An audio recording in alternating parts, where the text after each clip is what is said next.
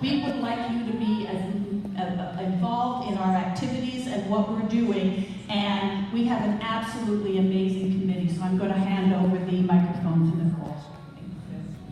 Hi everybody, I just want to say it's good to see you here. Been coming to these for quite a few years, and this is a really amazing turnout, which speaks volumes for everybody in this room. So I wanted to explain what a parent working group is. It's very comparable to, you may hear about a PTA or a PTO.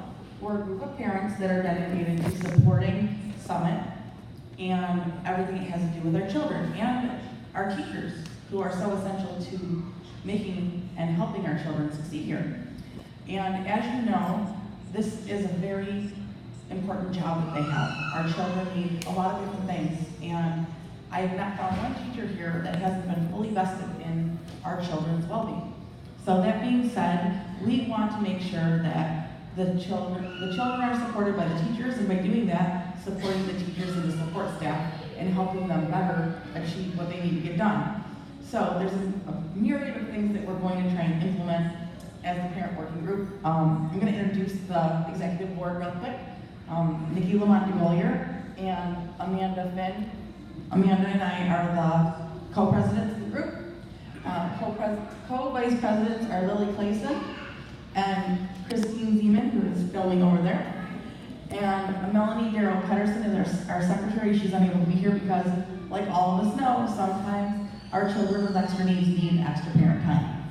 And that's another thing about our group. We're always going to understand if you say you're going to be somewhere and you can't be there, you just have to let us know. We get it. We speak your language.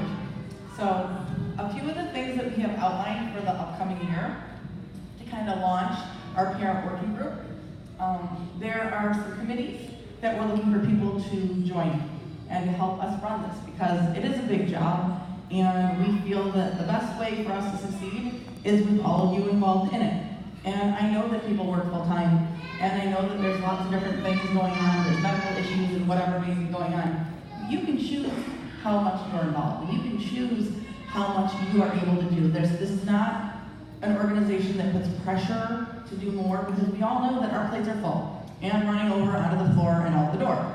So you choose how to be involved, but be involved. We want to be here to help you and support you and your kids. We want their involvement here to be the best. We want them to have what all the other kids are doing in grade school all around Western New York. Halloween parties, holiday parties, you name it, we want to do it here. We want to do it with the help of the teachers and staff at Summit.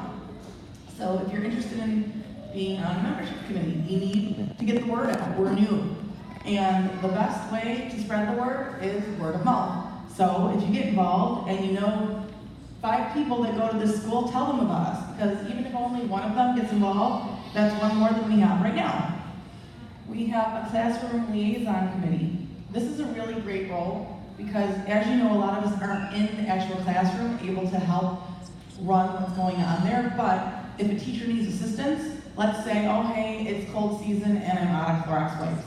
We don't want the teachers having to go out and spend money. We want to do a drive. If we need to do a Kleenex drive, if we need to do, it's New Year and we need more school supplies. You know, we're working on the idea of a toy drive where we all bring in things that we maybe don't utilize anymore. We sanitize them and then have a kind of a free garage sale for the teachers to come shopping and take things that they could use therapeutically in their classrooms. The Halloween party, which is going to be coming up in October, is our first official event. We're looking to have a committee for that and to help liaison with the school.